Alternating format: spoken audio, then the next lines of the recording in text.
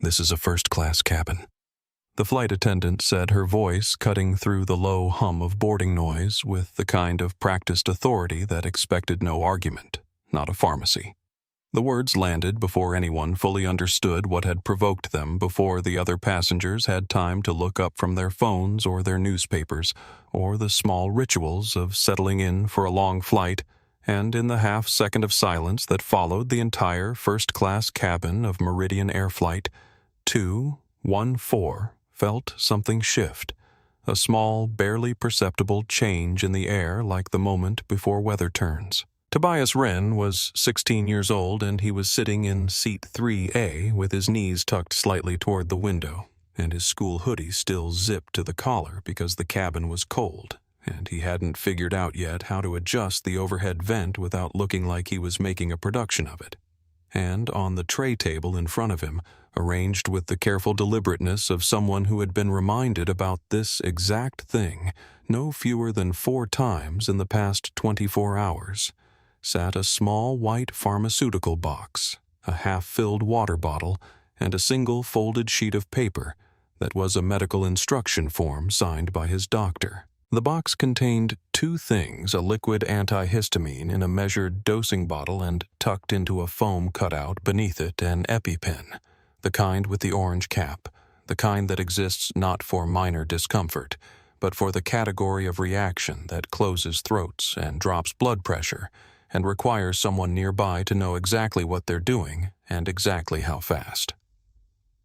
Tobias had been diagnosed with a severe anaphylactic allergy at age 12, tree nuts, certain seed oils, and a handful of cross-contamination triggers that his body treated with a hostility entirely disproportionate to the offense, and since then his father had treated the management of that condition the way he treated everything else in his life, with absolute uncompromising attention to detail. The seat by the window had been chosen specifically so Tobias would have fewer people brushing past him in the aisle, fewer accidental contacts with food trays and snack bags carried by strangers, and his father had submitted a written medical note to the airline 48 hours before departure, had confirmed receipt by phone, and had sent Tobias a text that morning that read in full, "Remember the medicine. Take it before the doors close. I'll be watching the flight tracker. Call me the moment you land." Tobias had read the message 3 times, not because it was complicated, but because he was the kind of kid who took things seriously, and he had arrived at his gate 40 minutes early and found his seat without difficulty, and placed his backpack neatly under the seat in front of him, and set out the medicine exactly as his father had shown him. Box open dosing bottle. Upright instruction sheet, visible because he was supposed to take the antihistamine before takeoff, not after, and not somewhere over Ohio, when the allergen response had already begun its quiet escalation inside his bloodstream. He was not by any measure a child who made scenes or drew attention or expected special treatment, and the irony of sitting in first class, a seat his father had booked, not for luxury, but for the additional space and reduced contact. It offered a teenager with a serious medical condition, was not lost on him. In the slight way he held himself careful and unobtrusive, as though apologizing for the width he occupied. The flight was New York to Los Angeles, a Tuesday morning departure, and the first-class cabin held 14 seats arranged in a 2-1-2 configuration, most of them already filling with the particular variety of traveler who inhabited this section of aircraft, with the ease of long habit the businessman with the wireless earbuds already inserted, the older woman with the cashmere travel blanket folded across her lap, the couple in 2B and 2C who had clearly done this route dozens of times, and moved through boarding with the synchronized efficiency of people who had long ago stopped noticing the details. In seat 2, directly in front of Tobias, sat a woman named Miriam Osei, 68 years old, with silver-streaked hair cropped close to her head, and reading glasses pushed up onto her forehead, and the particular quality of stillness that comes not from inactivity, but from a life spent learning how to observe before acting. And she had already noticed the boy in 3A, the way she noticed everything quietly, completely, and without any outward sign that she was doing so. The flight attendant who had spoken was named Dara Soleil, and she appeared in the aisle of the first-class cabin, the way a weather system appears on a radar screen, organized, defined, moving with purpose. Her platinum blonde hair pulled into a bun so precise it might have been architectural, her navy uniform pressed into submission, her blue eyes performing a sweep of the cabin that was less a greeting and more an assessment, a rapid inventory of what was in order and what was not. She had been warm with the man in 1A, attentive with the couple in 2B and 2C, and when she reached the row that contained Tobias Wren, and her gaze landed on the open pharmaceutical box sitting on his tray table.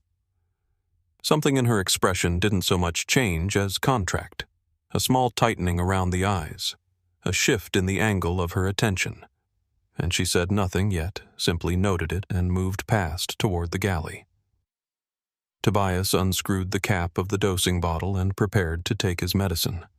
Miriam Osei, in the seat ahead, watched Dara's retreating back and felt something she had learned over 40 years to pay attention to, a quiet, certain sense that the moment that had just passed was not in fact finished. She came back 4 minutes later, and this time she stopped. The boarding process was still ongoing, passengers threading through the curtain from economy with their overstuffed carry-ons and their vague expressions of mild inconvenience, and Dara Soleil positioned herself in the aisle beside row 3 with the posture of someone conducting a routine inspection, which is exactly how she intended it to appear, and she looked at the tray table in front of Tobias, and then she looked at Tobias himself, and she said in the tone of someone asking a question they already believe they know the answer to, "What is that?" Tobias looked up from his phone with the mildly startled expression of a teenager who had been doing nothing wrong, and was nonetheless suddenly, inexplicably under examination, and he said, "It's my medicine." And he said it simply and without defensiveness because that is what it was, and he had no reason yet to understand that simple facts were not going to be sufficient here. "What kind of medicine?" Dara said. And it was not really a question. It was a category demand, a request for him to justify the presence of something on his own tray table, as though the tray table belonged to her, and Tobias, who had been raised to be patient and thorough in these situations, explained that he had a severe allergy, that the medication was prescribed, that there was a doctor's letter in his bag that he could show her, and he reached down toward his backpack with the intention of doing exactly that. "That won't be necessary," Dara said, which should have been the end of it, should have been her cue to note the medical situation and move on, but instead she continued. And what she said next was delivered with the flat, immovable confidence of someone who has mistaken the volume of their own certainty for the presence of an actual rule. Liquid medication cannot be left on the tray table during boarding. It's a safety regulation. Tobias paused with his hand still in the direction of his bag and said carefully that he needed to take the medication before takeoff because his doctor had told him to, because taking it after coughing altitude was too late if he had already been exposed to a trigger, and he was explaining this in the measured, detail-oriented way that his father had specifically coached him to explain it, not aggressively, not with frustration, but completely because Elias Wren had understood in the way that black fathers of black sons understand that his child would be required to over-explain things that other children would never be asked to explain at all. "It needs to go in the overhead bin," Dara said, and she reached forward, and before Tobias had fully processed what was happening, her hand had closed around the white pharmaceutical box and lifted it from his tray table and placed it on her service cart with the same casual efficiency she might have used to collect an empty cup. Tobias stood up. Not dramatically, not with the energy of someone making a scene, but with the quiet, upright urgency of someone who has just watched something important be taken from them and understands on a physical level that this is not acceptable. And he said, "That's my medication. I need it."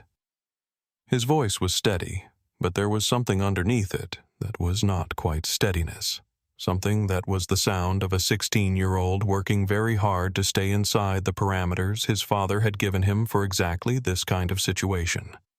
"Sit down," Dara said, and her voice carried the cabin now had risen just enough that the people in the surrounding rows could hear her clearly, without her appearing to raise it, which was its own kind of skill, and she said, "You'll get it back when we reach cruising altitude.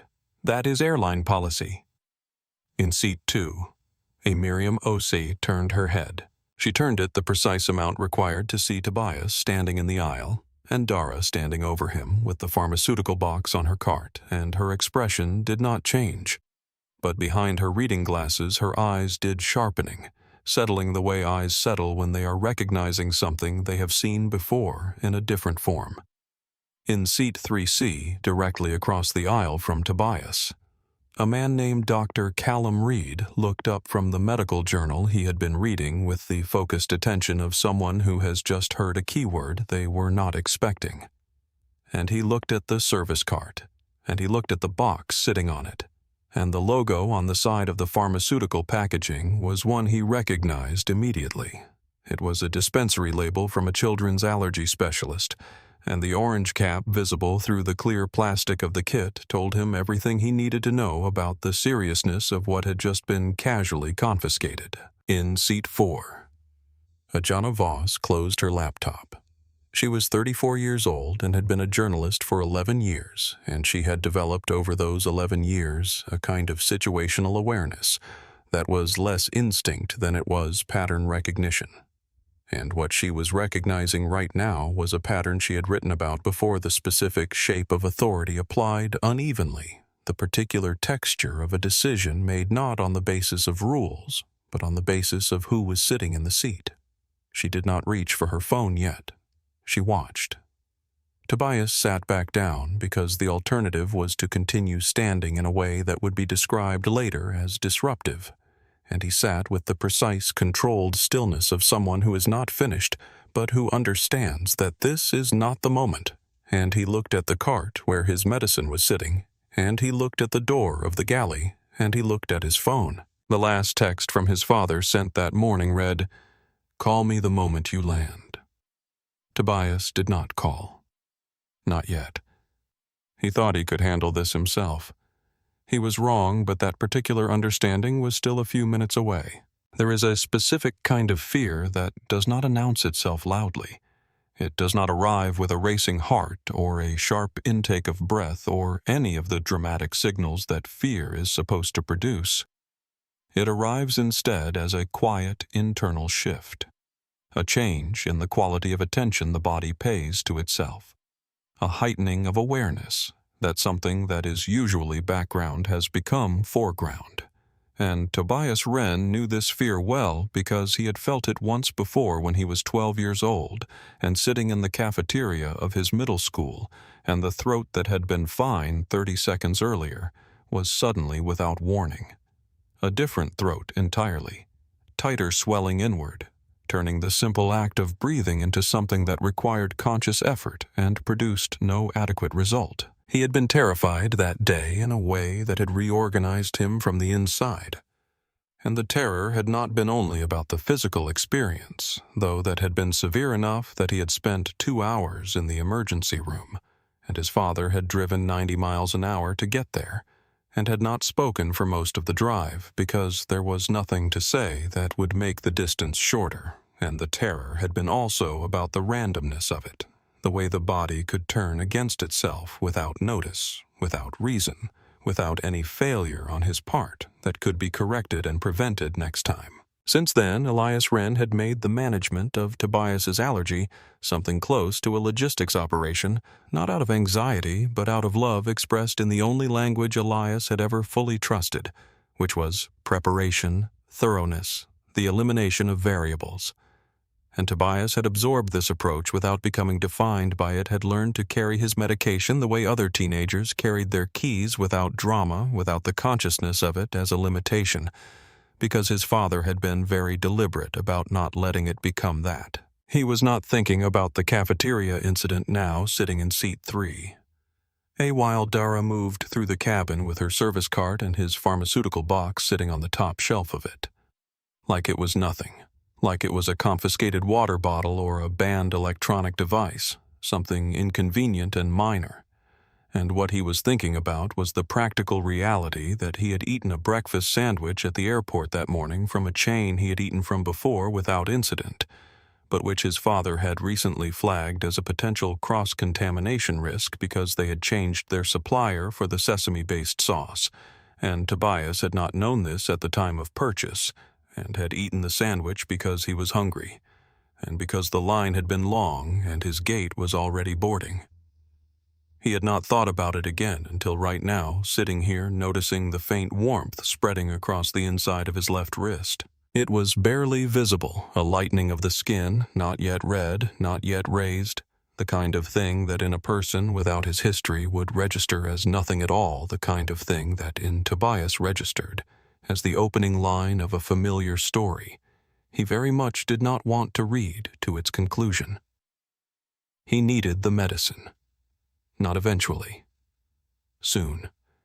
He understood with the clarity that comes from having thought through exactly this scenario with his father, more than once, that the window for antihistamine intervention was measured in minutes, not hours, and that the comfort of cruising altitude, the point at which Dara had indicated he might perhaps get his medication back, was somewhere between 20 and 35 minutes away depending on taxiing time, and that 20 to 35 minutes was not a comfortable margin. He stood up again. This time he walked to the galley rather than waiting for Dara to come to him, and he stood at the entrance not stepping inside because he understood the geography of authority on an aircraft, well enough to know that crossing into that space uninvited would be used against him. And he said quietly, so that only Dara and Kyle Wren, the purser who had materialized at her shoulder sometime in the past few minutes, could hear him. "I need to tell you something. I have a serious allergy. I think I might have been exposed this morning. I need to take that medicine before we take off, or there could be a problem." He said it calmly. He said it clearly. He said it with the same focused patience his father had coached into him across years of conversations about how to navigate a world that would require him always to be twice as composed as the situation should reasonably demand. Dara did not look up from the clipboard she was reviewing. After cruising altitude, she said, "I already told you." "You don't understand," Tobias began. "Don't come back here again." Her voice was not raised. It was simply final in the way that doors are final when they close. Kyle Wren stepped slightly forward, not threateningly but definitively occupying the space between Tobias and the interior of the galley with his body, and the message was unmistakable. This conversation was over. Tobias walked back to his seat. He sat down. He looked at his phone. He looked at his father's number. His thumb hovered for 2 full seconds over the call button, and then he moved away from it, opened the messaging app instead, and typed, "Dad, they took my medicine. Flight hasn't left yet." He pressed send. The 3 dots indicating a response appeared on his screen almost immediately, faster than any normal person would have been watching their phone, faster than coincidence, and then the plane began to push back from the gate, and the dots disappeared and a single message came through. "I see it. Stay calm." Elias Wren was not watching a flight tracker. That is to say, he was watching one, but he was watching it the way a man watches a security camera feed of a building he owns. Not as a bystander consuming information, but as an owner with full administrative access to everything the feed was connected to, and the distinction was not small. He had grown up in Baltimore in a neighborhood where the most reliable measure of a man's character was how he treated people who had nothing he wanted, and his father had been a bus driver for 22 years, a man of enormous dignity and absolutely no financial leverage. And his mother had worked night shifts at a hospital where she was routinely spoken to as though her nursing degree was a technicality rather than an achievement, and Elias had absorbed from both of them simultaneously and without contradiction. 2 lessons that would eventually become the twin engines of everything he built: that the world would not grant you respect because you deserved it, and that this was not acceptable, and that the correct response to this unacceptable fact was not bitterness but construction. He had applied to 3 aerospace engineering programs at 19 and been rejected by all of them despite academic scores that his high school principal had described in a letter of recommendation that apparently carried less weight than Elias had hoped, as among the strongest he had seen in 30 years of education. And he had not applied a 4th time because he had by then understood something about the nature of certain doors. That knocking again does not work when the door is not locked, but simply being held shut from the inside. He had instead enrolled in a community college program, transferred twice, worked construction on the weekends, and a restaurant kitchen on weeknights, and had earned his degree in aeronautical systems engineering in 5.5 years, graduating at the top of his class in a ceremony that his mother attended, wearing a dress she had been saving for what she called the big occasion, and which she had apparently decided after considerable deliberation that this was. The aerospace companies had not hired him, not directly, not in any role that matched his qualifications, and he had spent 2 years submitting applications with a name that he later learned through a study he read and recognized himself in with a cold, specific clarity. Was receiving callback rates 40% lower than identical applications submitted under names that read as white and male, and he had eventually stopped applying and started instead doing maintenance contract work for a regional carrier out of a converted warehouse in Newark, which is where he had learned everything that no engineering degree teaches: the actual interior life of an aircraft, the mechanical language of a fleet, the organizational structure of an airline from the bottom up, the particular combination of incompetence and entitlement that made poorly run carriers vulnerable to someone who knew exactly how they should be functioning. He had purchased his first failing airline at 38, with a combination of his own savings, a loan from a community development bank, and an investment from a retired pilot who had recognized in Elias's business plan the work of someone who had spent years preparing to do exactly this, and he had turned it profitable within 3 years, and bought a second carrier within 5, and the entity that now operated under the name Wren Aviation Group had, as of the most recent fiscal year, revenues that placed it in the top tier of mid-sized American aviation holdings, and among its subsidiaries, running under its own brand but wholly owned by the parent company, was Meridian Air, Flight 214. Tobias had known in the vague way that children of wealthy parents know things without fully integrating them, that his father owned airlines plural and that Meridian was one of them.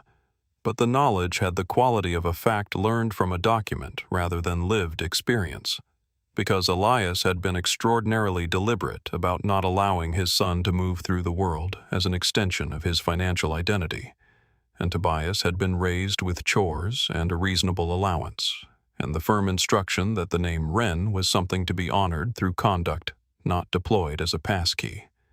He did not know that when he had boarded Meridian Air Flight 214 that morning and placed his pharmaceutical box on his tray table and been told by a platinum-haired flight attendant that it was not a pharmacy, he had been sitting inside a piece of property that his father could, if he chose, to have grounded, recalled, restructured, and restaffed within a single business day. He did not know this, and the thing that mattered, the thing that was in some ways the entire story, was that he would not have used that knowledge even if he had possessed it, because his father had spent 16 years teaching him exactly why that was not the point. What he knew right now, sitting in seat 3A with the first-class cabin settling around him, and the faint warmth on his left wrist spreading almost imperceptibly toward his forearm, was that he had taken a breakfast sandwich from a vendor his father had flagged as a potential risk, and that he had not taken his medication, because a woman with platinum blonde hair and a clipboard had decided his medical needs were less important than her authority, and that his throat was beginning barely subtly, but with the unmistakable specificity of a process he had felt once before and never forgotten to feel different than it had felt 10 minutes ago. Not tight, not yet, but different. The way weather is different in the hour before a storm. Not dramatic. Not yet, but altered in some fundamental quality, some barometric shift that the body recognizes before the mind catches up. He needed his medicine. He looked at his phone at the message from his father. "I see it. Stay calm. and he thought about what I see it meant, and he assumed it meant his father was watching the texts, was following along, was present in the way parents are present when they are physically absent. And he did not yet understand that his father was watching the real-time operational data feed for every aircraft in the Meridian fleet, including current position crew, manifest and incident log on a monitor that occupied a full quarter of his office wall. Miriam Osei had spent 40 years in federal courtrooms, and one of the things 40 years in federal courtrooms teaches you, if you pay attention, which Miriam always had, is that injustice rarely announces itself dramatically, that it almost never arrives, wearing the costume people expect, that its preferred garment is the ordinary, the procedural, the blandly authoritative, and that the most dangerous version of it is the kind that wraps itself in the language of rules and protocols and reasonable safety concerns, because that version is the hardest to challenge without sounding unreasonable yourself. She had watched Dara take the medicine from the tray table of a 16-year-old boy who had not raised his voice, had not made a scene, had done everything correctly, and she had watched Dara do it with the specific confidence of someone who was not following a rule, but performing one using the shape of procedure as cover for a decision that had been made before any procedure was consulted. She knew this because she had as a test pressed the call button. Dara had appeared within 45 seconds, face arranged into the professional warmth she deployed for certain passengers, and had asked Miriam what she needed in the tone of someone genuinely interested in providing it, and Miriam had asked for a glass of sparkling water and received it with a smile. And then she had said conversationally, as though it were a minor afterthought, "The boy behind me, would it be possible to return his medication?" He mentioned it's prescribed. The warmth in Dara's face did not disappear exactly. It simply relocated the way heat redistributes when a door is opened to a cold room, the temperature remaining technically the same, but the comfort of it gone, and Dara said, "That's been addressed." It's a safety matter, and moved away before Miriam could respond, and Miriam noted this as she noted everything. The speed of the disengagement, the certainty of the phrasing, the absence of any inquiry into what the medication was or why it was needed. She took out her phone and opened the notes application and began to type. F.A. name, Dara badge, visible. Will confirm. Time, 0817. Action, confiscated prescribed medication from minor seat 3A. Refused return when asked by adjacent passenger. Cited safety matter without specification. She wrote this with the practiced efficiency of someone who understood that documentation is not paranoia. It is preparation, and she had been preparing things for a very long time. In seat 3C, Dr. Callum Reed had arrived at his own assessment through a different channel. He was a pediatric allergist, and the logo on the pharmaceutical packaging he had glimpsed on Dara's cart was one he had written on prescription pads himself, and the specific configuration of the kit liquid antihistamine paired with an EpiPen in a single carrying case was a combination that was prescribed for one category of patient, only a child or adolescent with documented history of severe anaphylactic response, for whom the standard instruction was to carry the medication at all times and administer the antihistamine at the first indication of exposure before symptoms developed. Because by the time symptoms were visible, the window for simple intervention was already narrowing. He had watched Tobias make 2 attempts to retrieve his medication and be refused both times, and he had watched the second refusal happen at the galley entrance with Kyle Wren stepping into the gap, like a parenthesis around a sentence that was being closed, and he had sat for approximately 90 seconds, weighing the calculation that every medical professional makes in a public setting when they observe something that requires intervention, the cost of being wrong against the cost of being silent. He stood up. He walked to the galley, and he said with the clarity of someone who was not asking for permission, "My name is Dr. Callum Reed. I'm a board-certified pediatric allergist, and I need you to return that medication to the boy in seat 3A. Dara turned from whatever she had been arranging and looked at him with an expression that was not unfriendly but was not impressed. The expression of someone who has been presented with credentials and found them on reflection insufficient for the purpose of changing their decision. And she said, Unless you are the treating physician on this aircraft, you have no authority here." The words carried clearly through the gap in the galley curtain and into the first 4 rows of first class, and what they communicated was not policy but posture, the particular posture of someone who had already decided and was using the language of procedure as a perimeter. Dr. Reed held her gaze for a moment, and then he said quietly, "The boy is beginning to show signs," and Dara said nothing, and he walked back to his seat, in seat 4. Ajana Voss had the voice recorder in her jacket pocket, running a reflex so deeply trained it had happened without conscious decision, and she was now holding her phone at the angle that looked like casual reading, but was in fact recording the galley entrance. The cart with the pharmaceutical box visible on its shelf and the body language of the 2 crew members standing guard over a child's medicine as though it were contraband. She was composing simultaneously the architecture of the story in the part of her brain that never fully stopped working. The flight number, the time, the name on the badge, Dara, the refusal of a board-certified specialist, the boy sitting alone in 3A who had asked 4 times and been told no 4 times, and the particular weight of the fact that the passengers who had been attended to with warmth and speed and that genuine-seeming smile had not looked like Tobias. She did not file anything yet. She waited. She had learned that the middle of a story is not the place to enter it into the record. Kyle Wren was not a cruel man. This was important to understand about him because cruelty would have been simpler. Cruelty has a logic, a consistency, a through line that at least makes a certain kind of sense.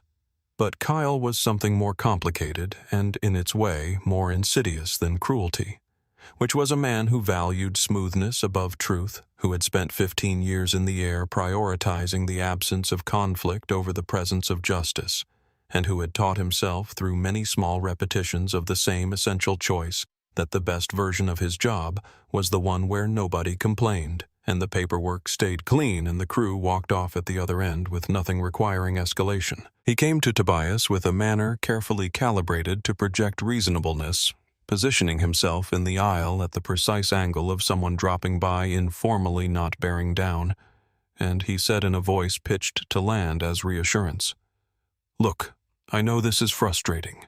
She's following protocol. It's only 5 hours to LA and you'll have everything back once we reach altitude. Nothing to worry about." Tobias looked up at him with the expression of someone who has been told that what they know to be true is not in fact true, and he said, "I think I'm starting to have a reaction. My wrist." He extended his left arm slightly, and Kyle looked at it, at the faint redness spreading from the inside of the wrist toward the forearm, and Kyle looked at it for exactly long enough to register it, and then he said, "People get warm on planes. The recycled air, the altitude change. It's very common." "This is different," Tobias said. "I'm sure it feels that way," Kyle said with the tone of someone delivering a concession while conceding nothing, and then he turned to Dr. Reed, who had been watching this exchange from seat 3C with the expression of a man containing a response that was getting harder to contain, and said, "Sir, we appreciate your concern, but we have medical protocols on this aircraft. I'm sure you understand." Reed said, "What I understand is that this child needs his medication." Kyle smiled the smile of someone who had been professionally trained to smile in exactly this situation and said, "We'll take good care of him." And then he walked back to the galley and reached for the curtain and drew it closed. And the physical reality of that gesture, the curtain pulled across the 2 crew members now enclosed in the space behind it. The pharmaceutical box out of sight created a boundary that was small and practical, and also, in the context of what was happening, a declaration. From her seat in 2. Miriam watched the curtain close. She added to her notes, "Purser Kyle, no badge visible at time of writing, dismissed MD recommendation. Galley curtain closed 0823. Tobias's wrist was definitely red now, not the faint warmth of 10 minutes ago, but actual visible redness, a flush that extended 3 inches up from the wrist crease, and he could feel the early stirrings of something at the back of his throat. that was not pain exactly, but was the presence of awareness in a place that should not be aware of itself the way you become conscious of your own heartbeat in a quiet room. He breathed slowly. He looked at his phone. The last message from his father was still, "I see it. Stay calm." And Tobias turned the phone over and turned it back, and thought about the word calm and what it required, and he thought about his father's voice saying it not as comfort, but as instruction, the way Elias delivered everything that mattered with the precision of someone who had done the work of understanding exactly what he was asking and exactly why it was necessary. He typed, "Dad, it's getting worse. My throat." He looked at the message for a second before he sent it the way you look at something before you change it permanently, and then he pressed send. This time there was no 3-dot indicator, no response typed out and waiting. Instead, somewhere in a building on Park Avenue in Manhattan, a man in a dark suit stood up from a conference table, excused himself from a room containing 7 people who had traveled significant distances to be there, walked into the hallway and placed a phone call that bypassed every standard channel of customer service complaint, management, and public-facing communication, and went directly without a single transfer to the operations control center of Meridian Air. In seat 2, Miriam Osei made a phone call of her own. Not to the airline, not to anyone on the aircraft, to a number she had known for 23 years. A federal colleague who still maintained relationships with aviation regulatory bodies to whom she said 4 sentences, the flight number, the airline, the nature of what she had witnessed, and start a record. She hung up. She folded her hands in her lap and looked at the galley curtain and waited with the particular patience of someone who knows that the next act is coming and has already decided exactly what she will say when it arrives. The plane continued to taxi. The curtain did not move. The man who answered the phone at the Meridian Air Operations Control Center was named Davis, and he had been doing his job for 11 years. And in 11 years of managing real-time flight operations, he had received calls from airline executives, from FAA liaisons, from airport authorities, from crew chiefs and dispatch managers, and on 2 occasions from members of Congress, and he had handled all of these calls with the calm, methodical efficiency that his job required, and none of them had prepared him for the specific quality of this particular call, which was not loud, was not urgent in any emotional sense, but which carried in its 3 sentences the compressed weight of a decision that had already been made before the phone had finished its first ring. "This is Elias Wren," the voice said, and Davis knew the name. The way you know the name of the company whose badge you wear every day. And then, "My son is on flight 214. There is a medical situation. I need you to hold that aircraft." Davis said, "Mr. Wren." "Yes, sir," and reached for his console because there was no version of this conversation that did not proceed immediately and exactly as instructed, and within 90 seconds he had contacted Tower at JFK, and a hold instruction had been issued to Meridian Air 214 currently taxiing on the outer taxiway, and the instruction came through official channels and would appear in every log and every record as exactly what it was, a standard operational hold issued for passenger welfare, requiring the aircraft to pause its taxi and await further clearance. On board Flight 214, the change was felt before it was understood. The plane had been moving with the low, steady purposefulness of a departing aircraft engine's humming cabin slightly pressurized with the particular quality of air that means we are going somewhere. And then it slowed, and the slowing was gradual enough that, for a few seconds, no one was certain it was happening. And then it stopped, and the kind of silence that follows an expected motion. Ceasing was present in the cabin, a slight collective recalibration, and the passengers looked up from their phones and their window views and their conversation and registered, "We are not moving." There was no announcement.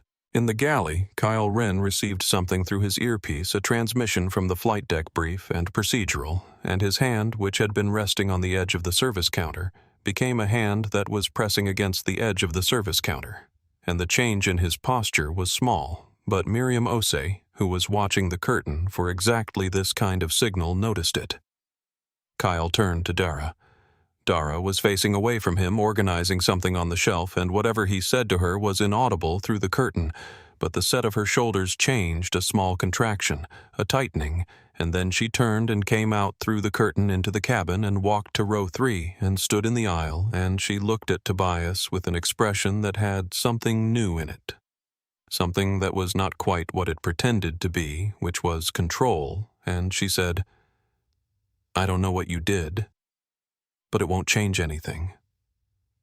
Tobias did not look at her. He was looking out the window at the taxiway, at the flat gray expanse of tarmac on which the plane was sitting still, and in the distance there was the normal traffic of a busy airport going about its business, and he thought about the message. "I see it," and the message, "Stay calm," and what those words meant from a father who did not say things carelessly. In seat 2, Miriam turned just enough to look at Tobias, and she said quietly, "Your father." Tobias nodded, one small, slow motion. And for the first time since Dara had lifted the pharmaceutical box from his tray table, something in his face changed. Not triumph, not relief exactly, but the specific release of a tension that had been held so carefully that he had not fully registered its weight until it began slightly to lift, and he exhaled, and the exhale was the most honest thing he had done in the past 20 minutes. Dara stood in the aisle and looked at the boy, who was not looking at her, and the certainty that had been her primary instrument since she had first assessed seat 3A was beginning in a way she was not yet fully prepared to name to waver. She had been in aviation for 10 years, and in 10 years, she had developed a reliable sense of how confrontations in first class resolved, which was almost always in her favor because she had authority, and adults who tried to challenge it looked unreasonable, and because the structure of the situation, her uniform, her position, the closed galley curtain, the thousands of feet of altitude that would eventually create the geographic fact of, "We are already in the air. There is nowhere to go," was reliably on her side. But the plane was not in the air. The plane was standing still on a taxiway at JFK in response to a hold instruction she had not been consulted about and could not explain. And the boy she had spent the past 20 minutes refusing to accommodate was sitting in his window seat with a look on his face that was not what she had expected, which was distress or defiance or the particular young person expression that vindicated the decision to dismiss them, but was instead something she could not quite categorize, a patience that was not passive, a stillness that was not defeat. She went back to the galley. She did not close the curtain all the way this time. And in seat 4, John Voss noted the time 0831 and noted the position of the aircraft's stationary taxiway engines running and typed into the notes document she had been building since August 17th, a single-line aircraft holding. Crew visibly unsettled. Minor still without medication. If you have ever watched injustice unfold in front of you and wondered what it takes to change the outcome, stay with us because the next few minutes are going to show you. Subscribe to our channel so you never miss a story like this one. The car that picked up Elias Wren from the Park Avenue office building moved through Midtown Manhattan traffic with the assistance of a driver who had been briefed in 4 words, JFK fastest route, and did not require further instruction.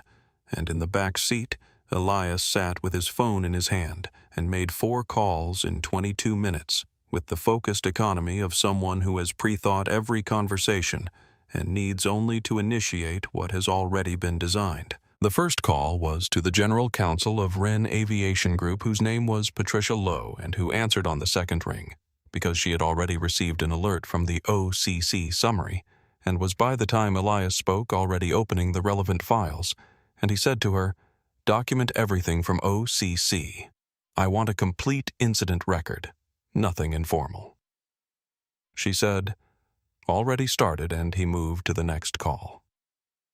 The second call was to Martin Ford, the CEO of Meridian Air, a man Elias had appointed to the position 3 years ago, after a 6-month search process that had prioritized operational rigor over personality, which meant Martin was not someone you would enjoy at a dinner party, but was someone you could trust with a fleet of aircraft, and Elias said, Flight 214.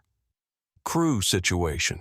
I want a full crew report from wheels down, and I want HR on standby before it lands. Martin said I heard from OCC. I'm pulling the crew manifest now, Elias said. The boy is my son. And there was a pause on Martin's end that was not uncertainty, but was the moment of a man recalibrating the weight of what he had already understood to be serious, and he said, I understand. And Elias ended the call. The third call was to the head of Meridian's in-house medical consultancy, who confirmed within 40 seconds that a medical note had been submitted for Tobias Wren 48 hours prior, had been logged in the system, and should have been flagged in the crew briefing that morning, and the word should was doing a great deal of work in that sentence, and Elias noted its weight and moved to the fourth call. The fourth call was to his communications director, and it was the shortest. Be ready for a statement. I'll tell you what to say. He did not explain further because he did not yet know exactly what he was going to say, only that he was going to say it, and that it was going to be said in his own words. He put the phone in his jacket pocket and looked out the window at the city moving past and thought about Tobias sitting on a stationary aircraft with a red wrist and no medicine, and the particular quality of patience that his son carried, that stillness, that controlled bearing that Elias recognized because he had spent years trying to teach it, and more years recognizing with something between pride and grief that his son had absorbed it completely, had made it entirely his own, had turned it into something that looked like composure but was underneath the cumulative weight of every lesson a black father gives a black son about how to exist in spaces that were not designed with you in mind. He thought about the woman who had raised that quality in Tobias, who had called it grace under fire and had told their son that it was a superpower and not a punishment, and who was not here anymore, had not been here for 8 years, and whose absence was a shape in Elias's life that he had learned to navigate around rather than through. He thought about the morning she had died and about driving to the hospital at a speed that was illegal and irrelevant, and about the way Tobias had sat in the back seat of that car. The way he sat in the back seat of every car with his knees slightly toward the window, and his hands folded, and his face patient and present 8 years old, and understanding already more than he should have needed to understand. He thought, the name on your door means nothing. The work in your hands means everything. He had said this to Tobias 100 times, and he had meant it, and he still meant it.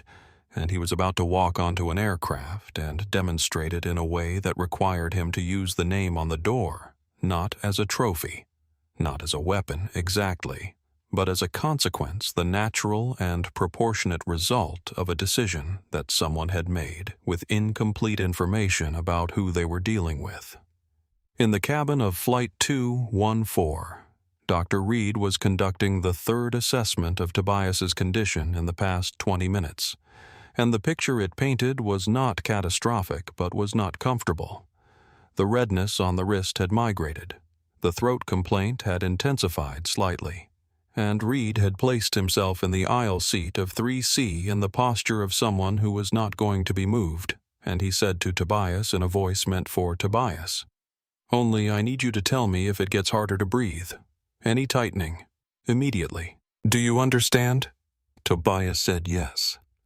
He understood, and he said it with the composure that Reed was beginning to realize was not a performance but a practice, something this kid had been doing for a long time.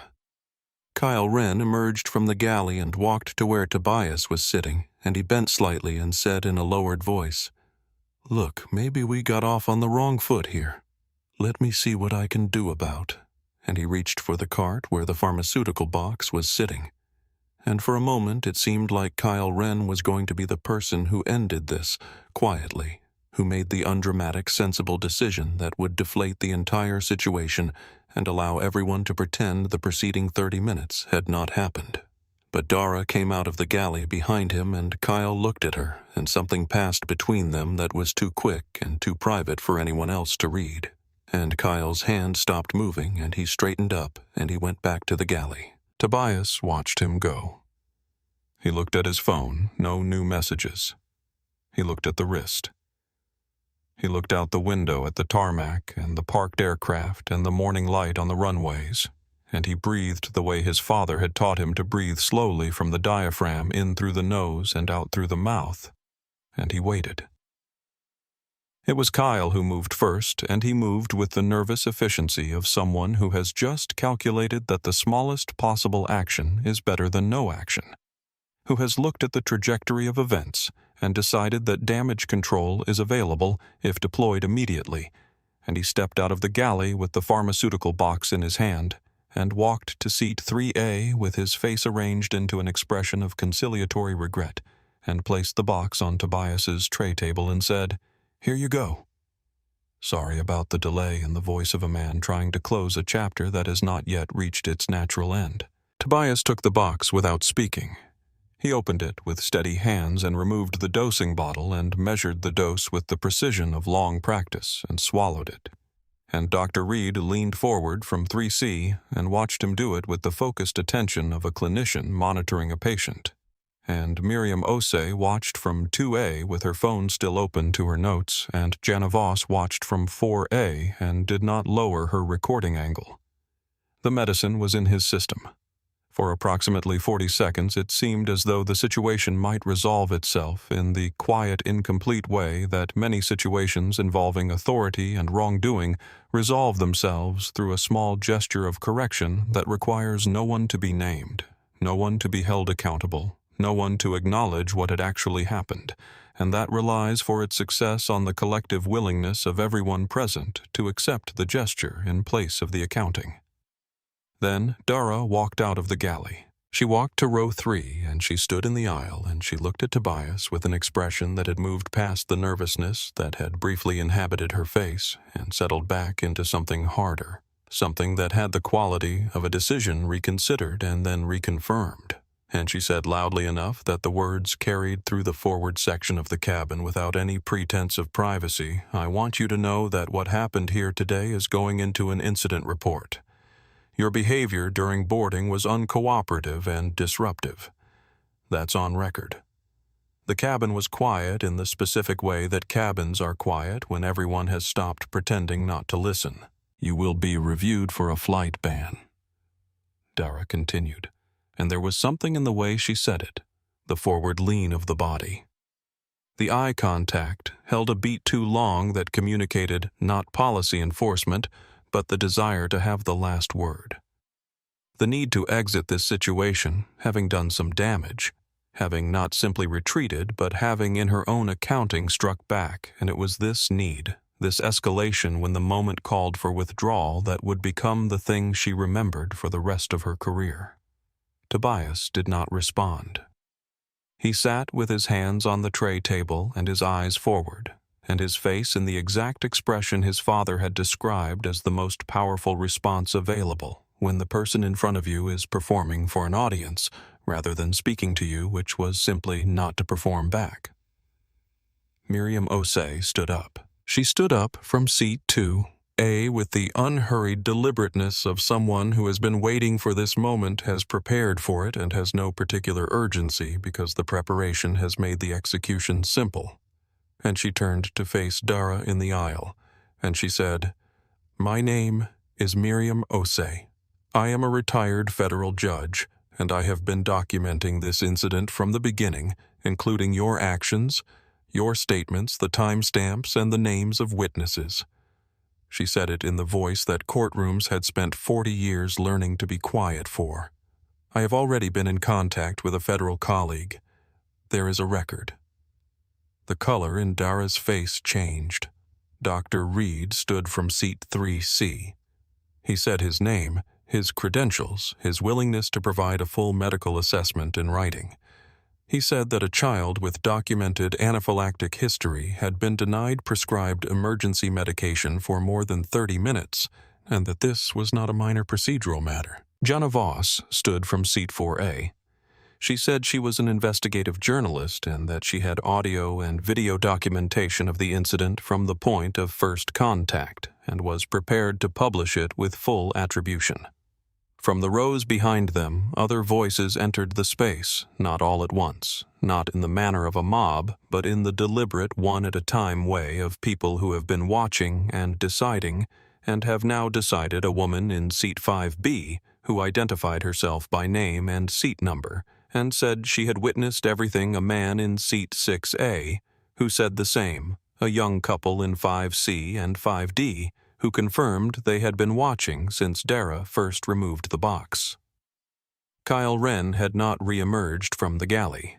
Dara stood in the aisle and looked at what surrounded her, which was not hostility, but was the particular pressure of collective witness.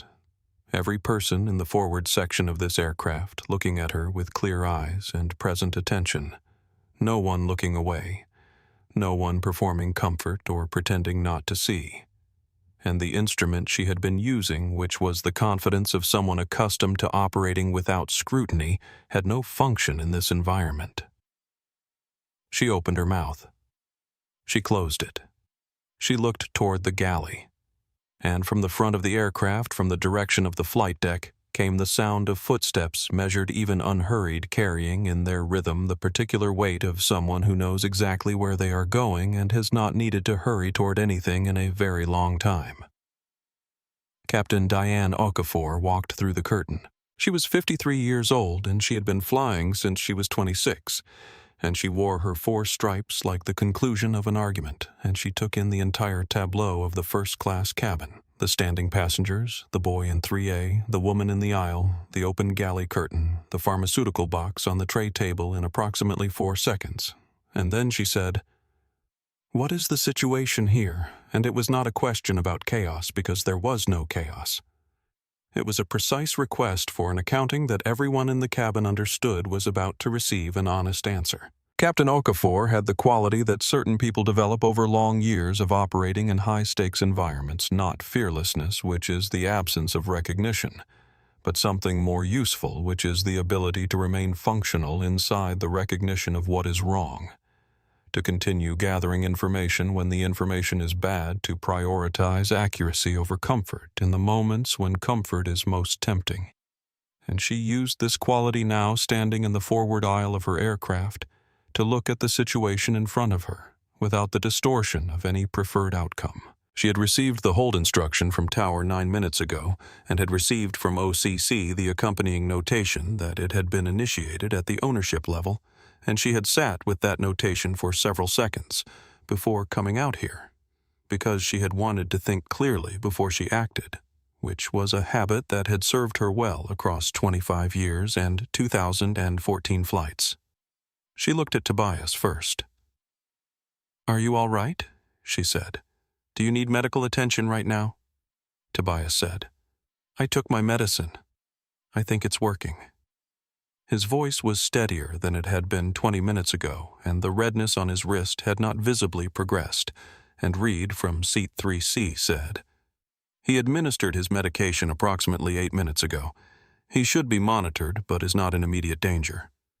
Okafor nodded and looked at Reed and said, "Are you a medical professional? Pediatric allergist?" "Dr. Callum Reed." She noted this without writing it down and turned to Miriam Osei, who introduced herself in 2 sentences, and then turned to Jana Voss, who did the same, and then she turned to Dara. She said, without preamble, "Did you remove this passenger's medication from his tray table?" Dara said, "I was following safety protocol regarding liquid medications during." "Did you remove his medication from his tray table?" Okafor said again with the patient precision of someone who asked questions one at a time on purpose. "Yes," Dara said. "Did you check the medical notification that should have been in this passenger's file before making that decision?" A pause. "I wasn't aware of a notification. It was submitted 48 hours prior to this flight," Okafor said, not with anger, but with the flatness of a fact being placed on a table. "It was in the crew briefing. You were briefed this morning." The cabin was silent, with the quality of silence that attends the revelation of something that was true all along.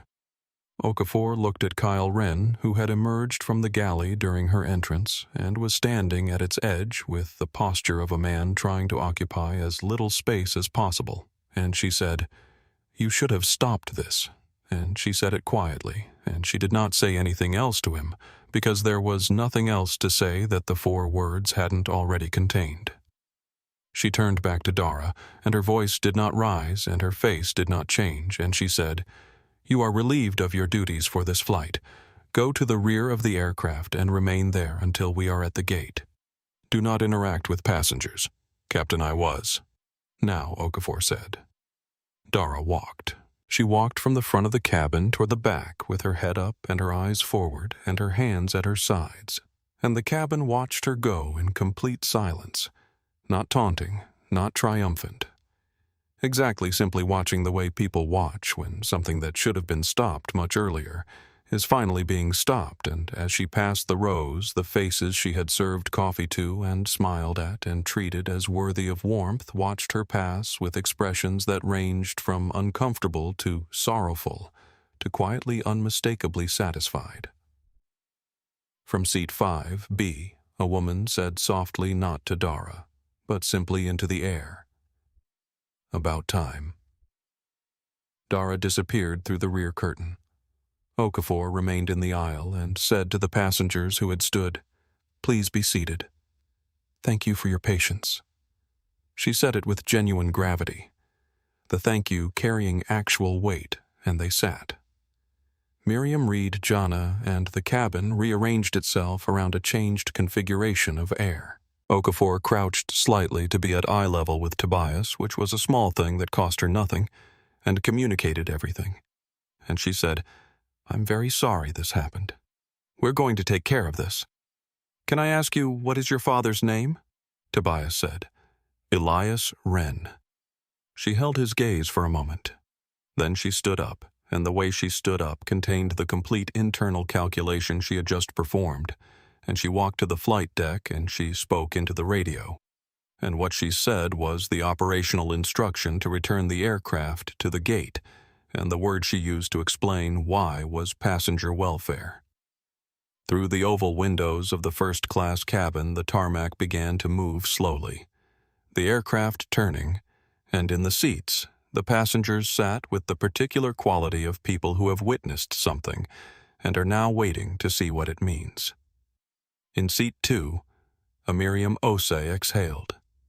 In seat 3C, Doctor. Reed watched the color gradient in Tobias's wrist with a physician's eye and confirmed to himself that the antihistamine was working and the crisis had passed, and he felt the particular quiet relief of a professional who has been in the position of watching something bad happen and being unable to stop it for much longer than was acceptable. In seat 4, a Jana Voss typed aircraft returning to gate. Captain Diane Okafor. Crew relieved. 16-year-old minor Tobias Wren. She paused over the name. She typed it again to confirm the spelling in her own mind. Then she looked it up. Her face changed. She put the phone face down on her tray table and looked at the ceiling of the aircraft for a moment, and then she picked it up again. The aircraft docked at the gate with the soft mechanical precision of a process that had been designed to be unremarkable, the jet bridge extending the door seal engaging, and in the first-class cabin, there was the particular suspended quality of a breath held between events, the thing that had happened and the thing that was about to happen, occupying the same space without yet having resolved into a single narrative. Through the oval windows on the left side of the aircraft, several passengers could see the ground-level activity that had assembled outside in the minutes since the return was announced, and what they saw was not unusual in its individual components.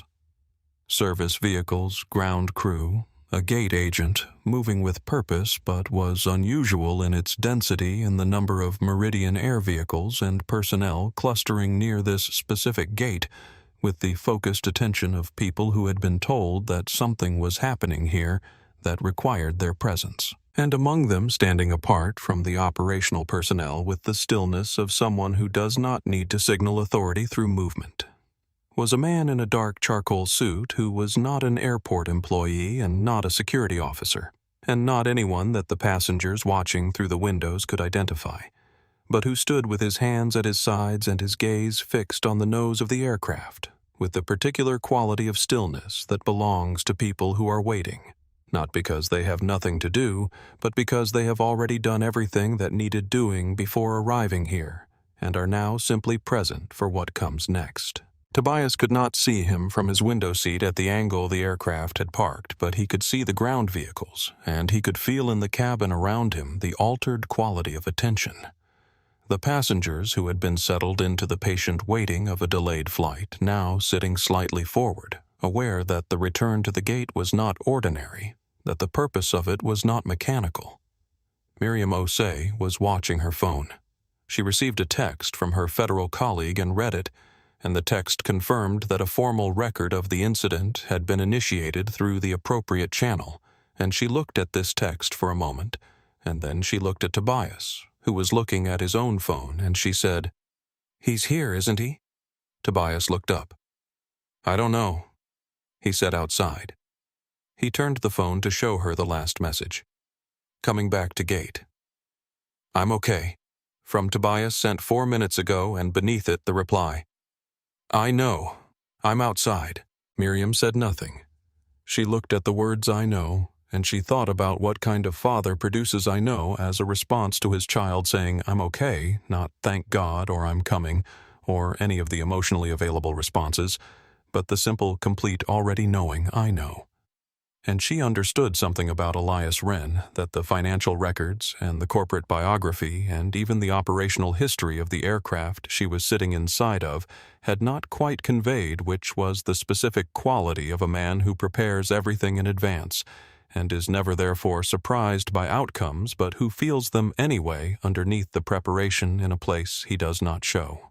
When the jet bridge door opened, Martin Ford came first. He was the CEO of Meridian Air, and he walked with the brisk, self-contained manner of a senior executive managing an active crisis, and he was followed by 2 members of the airline's operations team, and none of this would have drawn particular attention, because it was the kind of presence that greets a serious in-flight incident in the way that management is supposed to respond formally, promptly, with the clear signal that the institution acknowledges what has occurred. And then Elias Wren came through the door. He walked with no particular speed, no dramatic entrance, nothing that performed the weight of the moment, and the first thing he did when he entered the first-class cabin was not to look at the crew and not to look at the passengers and not to assess the situation from the position of an owner reviewing an incident. The first thing he did was to look at Tobias and to walk to row 3 and to sit down in seat 3B and to look at his son. Tobias said, "I'm okay, Dad." Elias looked at the wrist at the redness that was fading but not gone, and he looked at the empty dosing bottle that was still on the tray table, and he looked at the expression on Tobias's face, which was composed and tired and careful in the way that it was always composed and tired and careful when he had been through something that required those qualities for longer than it should have. He said nothing for a moment. He put his hand on Tobias's shoulder briefly, and then he stood up. In the aisle, Martin Ford introduced him to Captain Okafor, and what he said was precise. "Captain Okafor, this is Elias Wren. He is the owner of Wren Aviation Group, the parent company of Meridian Air." Okafor nodded. She had, as of 90 seconds ago, fully confirmed this.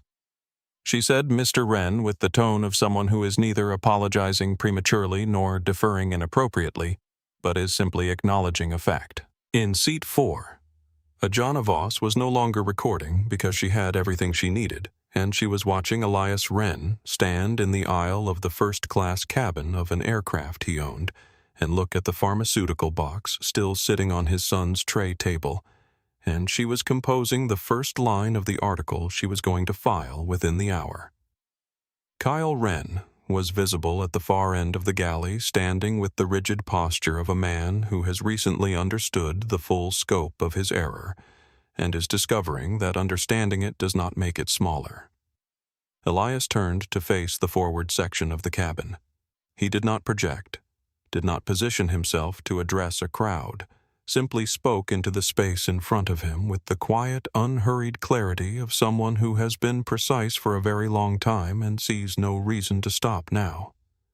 "My son," he said, asked for his medicine 4 times.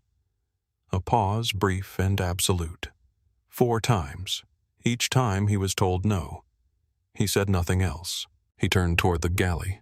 The cabin, for a long moment, was completely still. And then Miriam Osei, 78 years old, in seat 2. A began to clap, not with the reflexive social quality of applause that fills space, but with the slow, deliberate rhythm of someone who means it.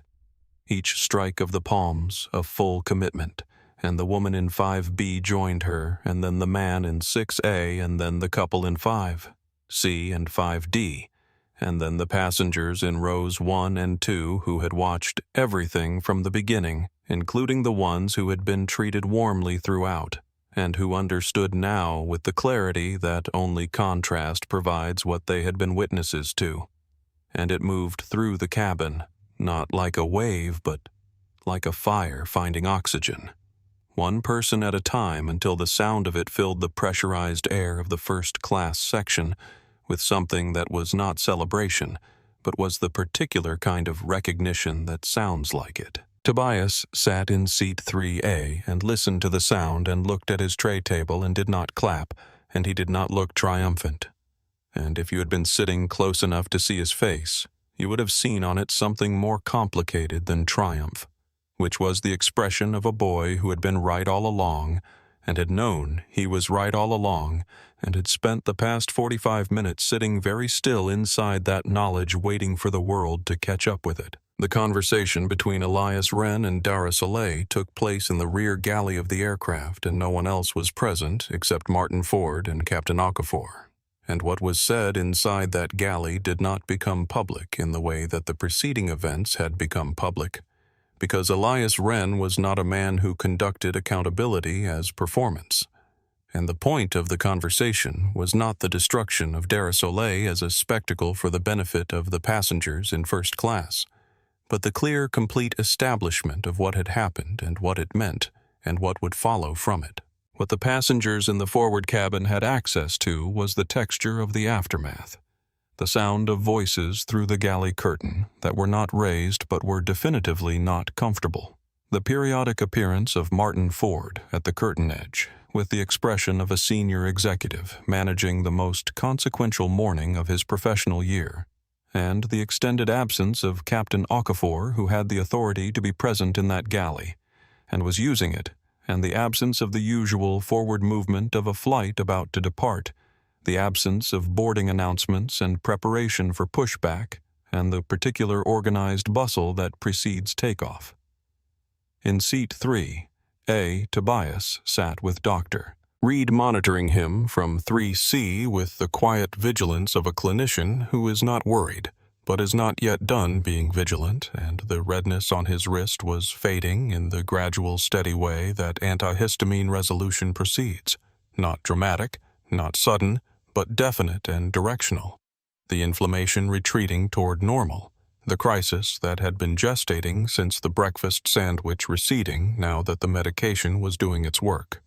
He was looking at his phone, not at his messages, but at the screen that showed an article Jana Voss had texted him already published that had gone live 7 minutes ago on her outlet's website, and whose headline read, "Meridian Air Flight Attendant Denies Prescribed Emergency Medication to Black Teen Father, Who Owns the Airline Orders. Aircraft Grounded." It already had, according to the share counter in the corner of his screen, been shared 4,211 times. The number was changing as he watched it. He put the phone face down. Miriam Osei leaned slightly back from her seat and said to him, "How are you feeling?" And she meant it physically, but she meant other things too. The way people mean other things when they ask that question in the aftermath of something difficult. And Tobias said, "Better," and paused and then said, "Weird." And Miriam said, "That's appropriate," and the two of them sat with this exchange for a moment as though it were enough, which it was. Martin Ford emerged from the galley and walked to the front of the cabin and cleared his throat in the way of someone about to deliver information they have been authorized to deliver, and said, Ladies and gentlemen, on behalf of Meridian Air, I want to apologize for the delay and for the incident that occurred during boarding today. This situation did not meet our standards of care, and we take full responsibility for what occurred. We will be reaccommodating passengers on the next available departure and providing compensation for the inconvenience. We ask for your patience as we complete our on-ground process. He paused and then said, "A formal investigation has been initiated. The crew members involved have been relieved from this flight." Several passengers nodded. A few did not react either, because they had been in economy and had only heard second-hand accounts, or because they had decided to reserve their responses. And one woman in seat 1B, who had been at the front of the cabin throughout and had watched everything from the closest possible vantage point, began to cry quietly. Not with distress, but with the particular release of someone who has been holding something in for a long time and has finally been given permission to put it down. Elias emerged from the galley. He walked to row 3 and did not sit down, but stood in the aisle in the posture of a man who has said what needed saying and done what needed doing, and is now in the mode of what comes after. And he looked at Tobias and said simply, "Ready to get you home." And Tobias said, "What about the flight, meaning the original flight to Los Angeles, meaning the STEM camp, meaning the week of things he had been planning since March?" And Elias said, "We'll get you there." Different plane, and something in the way he said it, the certainty of it, the total absence of doubt about the logistics made Tobias exhale in the specific way you exhale when you have been carrying something and it has been taken from you without ceremony.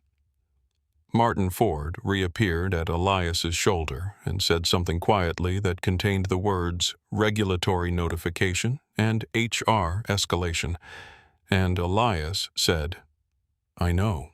Handle it." And Martin moved away, and then Elias looked at Miriam Osei, who had turned in her seat to face him, and the two of them regarded each other with the mutual recognition of people who have through very different routes arrived at a complete understanding of the same territory.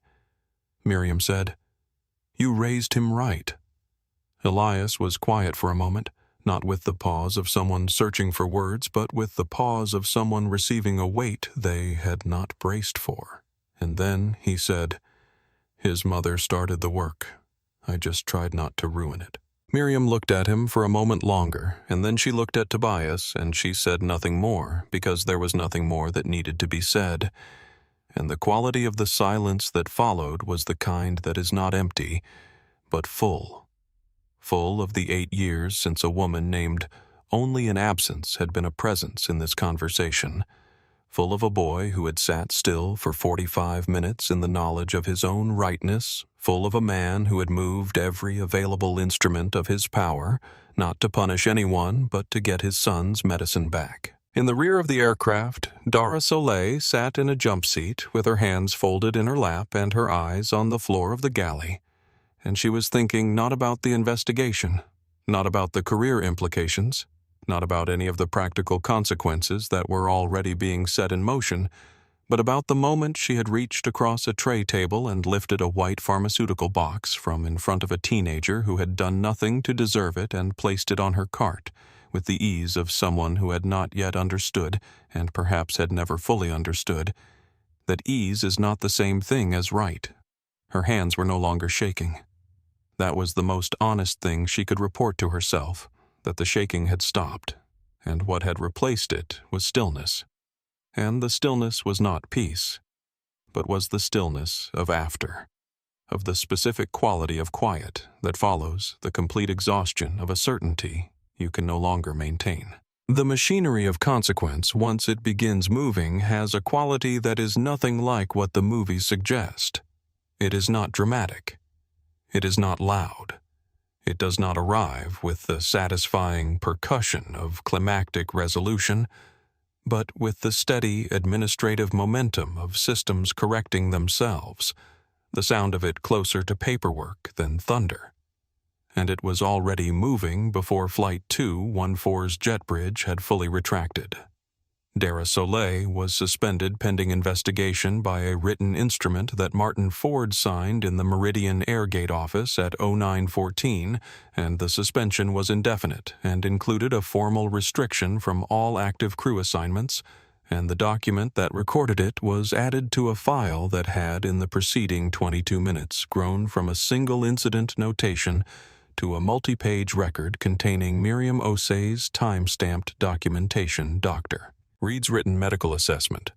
Jana Voss's audio and video recording submitted through Meridian's official evidence intake process at Reed's suggestion, and the OCC log of the hold request, complete with the originating authorization level, which constituted, as Martin Ford noted to the legal team, on a call that was already in progress, a comprehensive contemporaneous record of the kind that leaves very little interpretive room. Kyle Wren was placed under formal review, a category that was procedurally distinct from suspension, but was understood internally as the anteroom to a more serious determination, and the crew members of Flight 214 who had not been directly involved in the incident were reassigned to the afternoon departure with a formal debrief scheduled for the following morning, and the aircraft itself was taken out of rotation for an internal safety review that, while technically routine, was understood by everyone who initiated it to be motivated by something other than routine. The FAA notification was filed at 0931, which was the regulatory deadline for medical incident reports of this category, and the filing contained a complete incident description that would, in the standard course of such filings, initiate a 30-day review process focused on crew medical protocol training and incident escalation procedures across the Meridian fleet. And the word fleet here was important. This was not a review of one flight or one crew, but of the practices that had made this moment possible, the built-in habits that needed to be examined and rebuilt. Jana Voss's article had, by the time she walked off the jet bridge and into the terminal, been shared 87,000 times across social media platforms, and the share velocity was accelerating rather than plateauing. And the comments were the mixture of outrage and recognition that attaches to stories about institutional bias when they are told with the specificity of documented fact rather than the generality of allegation, people responding not only to the injustice of this particular incident, but to the resonance of the pattern it exemplified. The thousands of private, unrecorded, undocumented moments, it represented the moments that had no journalist in seat 4A, and no former federal judge in seat 2A, and no pediatric specialist in seat 3C. By noon, Meridian Air had issued a public statement from the corporate office, not from a communications department, but in the voice of Elias Wren, attributed to him by name, and it said, "My son is safe. No child should have to beg for their medicine on a plane. We will make sure this never happens again, not just on our aircraft, but in this industry." It said nothing else. It did not explain the investigation timeline or the disciplinary process or the training revisions or any of the logistical steps that were already in progress, because Elias Wren understood that the statement's power was precisely in its restraint in the 3 sentences that acknowledged the moral reality of the situation without burying it in procedure. The airline's stock price declined in the afternoon session, and 3 institutional investors requested briefings, and a travel industry trade publication ran a piece by the end of the business day asking whether Meridian Air's crew training protocols were adequate for medical situations of this nature, and the question was uncomfortable and honest, and the kind that produces, in organizations that are serious about the answer, actual change. 2 civil rights organizations issued letters to Meridian Air requesting documentation of the incident and written confirmation of the remedial steps being taken, and both letters cited the pattern of discriminatory treatment in commercial aviation that this incident exemplified, and both used language that was formal and precise, and contained not a single word that was improvised or reactive, because both organizations had been composing these letters for years, waiting only for the specific incident to attach them to. The gate agent at JFK, who had processed Dara's crew badge that morning, a young woman who had been working there for 8 months and who had, as it happened, observed Dara's manner toward the passengers boarding Flight 214, and felt something she couldn't name but recognized, submitted a voluntary witness statement to the airline's HR department, before her shift ended unprompted because she had read the article and decided that the record should be complete. In a conference room at Meridian Air's headquarters, the head of crew training sat with a binder of incident reports from the past 5 years and looked at them with new eyes, not the eyes of someone building a defense, but the eyes of someone who has been asked an honest question about whether what they have been doing is sufficient and has arrived at an honest answer, which was, it is not. The machinery moved. It was not perfect, and it was not finished, and it would require continued pressure and continued documentation, and the kind of sustained attention that institutions resist because sustained attention is expensive and inconvenient, and requires from the people exerting it the repetition of effort that should not need to be repeated, but it moved, and the movement was real, and it had a direction. They were sitting in the Meridian Air Executive Lounge, which was a room Tobias had never been in before, a room that was accessible to him today because of who his father was and which he was therefore aware of with a specific and familiar awareness as a kind of place he did not want to define himself by. And the lounge was quiet at this hour, occupied by a few business travelers in various states of laptop-focused concentration, and Elias was across the room speaking with Martin Ford and 2 members of the legal team in the low, efficient manner of someone concluding a process rather than managing a crisis, and Tobias was sitting in a chair by the window with the medication box in his bag and the redness on his wrist almost fully gone, and Miriam Ose was sitting in the chair beside him. She had been offered a private vehicle to her original destination, which she had accepted, and she had 40 minutes before it arrived, and she had chosen to spend them here rather than in the main terminal, and neither she nor Tobias had commented on this choice, which had been made without discussion and required no explanation. He said, "Can I ask you something?" She said, "Of course." He said, "When you stood up, on the plane, before my dad even got there, how did you know it would matter?" He wasn't asking about the practical mechanics of it. He was asking something harder, something that had been sitting with him since the moment she had turned in her seat and begun to speak, which was the question of how a person maintains the belief that their voice is consequential when the evidence of its inconsequence accumulates daily over years, over a lifetime. Miriam was quiet for a moment, not with the hesitation of someone uncertain, but with the quality of someone being precise, taking the question seriously enough to give it a serious answer. She said, "I didn't know it would matter. I stood up because it was wrong. Those are 2 separate things." She looked at him directly. "You spend a lifetime waiting for a guarantee that your action will produce the result you want, and you will spend that lifetime sitting down. The action comes first. The result is separate." Tobias thought about this. He said, "Why didn't you just wait? See if she would handle it herself, or if someone with more authority would come." Miriam said. Someone with more authority did come. But they came because people with less authority had already refused to be silent. That's how it works. It's never the person at the top who starts the motion. It's the person in the room who decides that what they're seeing is unacceptable. She paused. "You decided that too, before I did. You stood up twice, you went to the galley. You didn't shout, you didn't make it ugly, but you didn't sit down either." Tobias looked at his hands. He said, "I kept thinking I could just say who my dad is. It would have been over in 2 minutes. "I know," Miriam said, "but it felt wrong." Tell me why she said not as a test, but as a genuine request for his reasoning. The request of someone who wanted to understand how he had arrived at the conclusion he had arrived at. He said, "Because it shouldn't have mattered. Whether my dad owns the airline, or whether he's the guy who drives the bus for the airline, I needed my medicine. That's the whole thing. That's all it was. And if I used his name to fix it, then I was agreeing that it needed his name to be worth fixing." He stopped. "And I don't agree with that." Miriam looked at him for a long moment. She said, "You're right, and you should know that being right about that doesn't make the world match.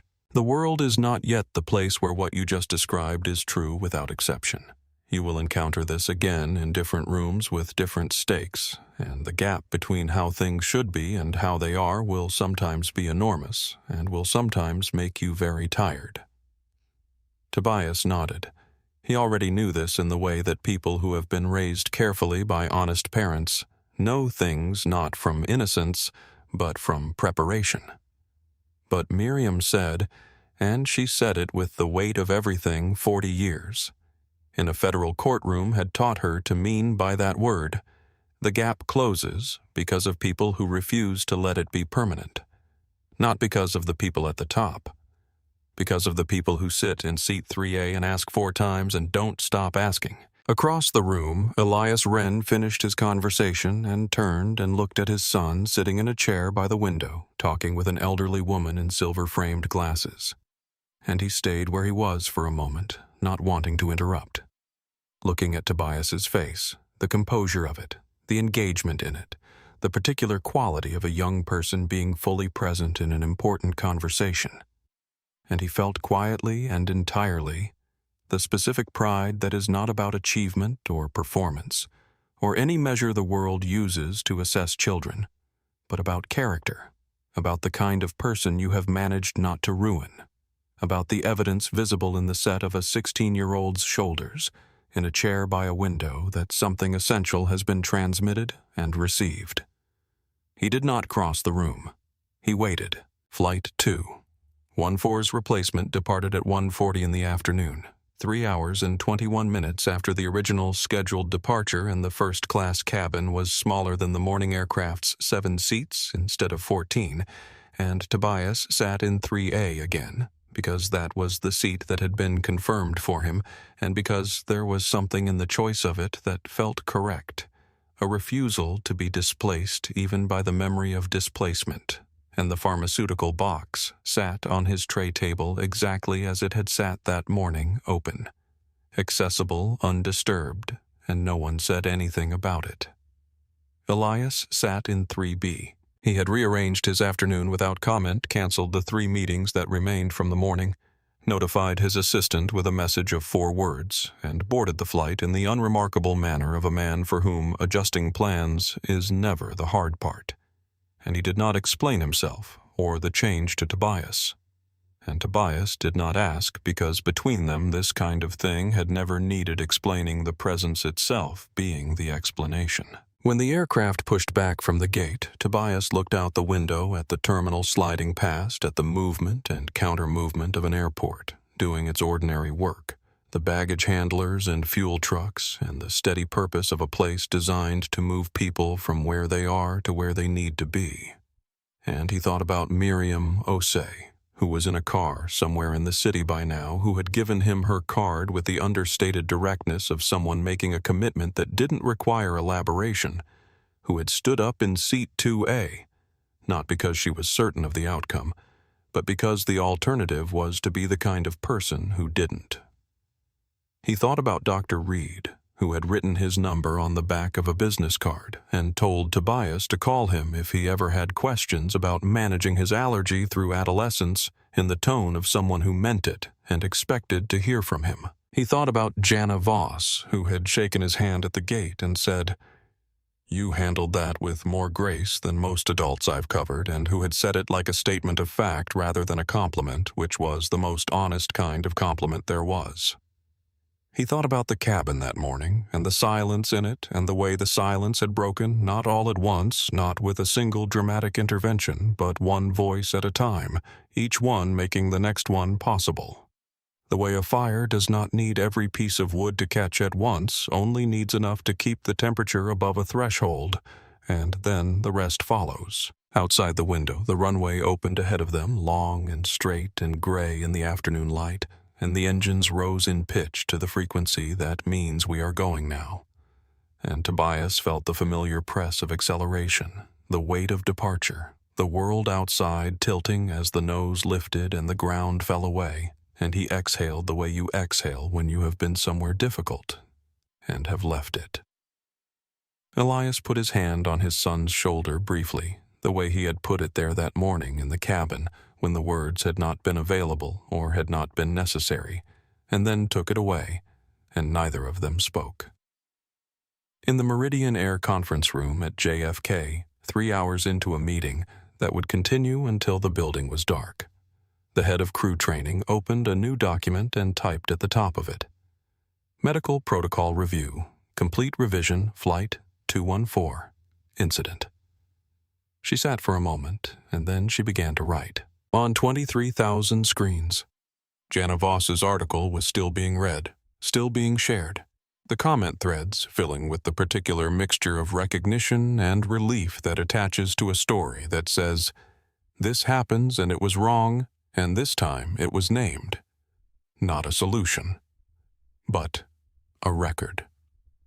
Tobias reached into his bag and found the small white card at the bottom of it, the one with the Wren Aviation Group logo and the single word family printed beneath it in a font so small it required proximity to read, and he held it for a moment looking at it in the afternoon light coming through the oval window.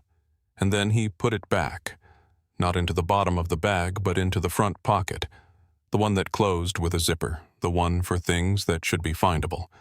He took out his book. He opened it. Outside the window, the clouds spread wide and unbroken and white, and below them invisible. Now the city went on doing what cities do.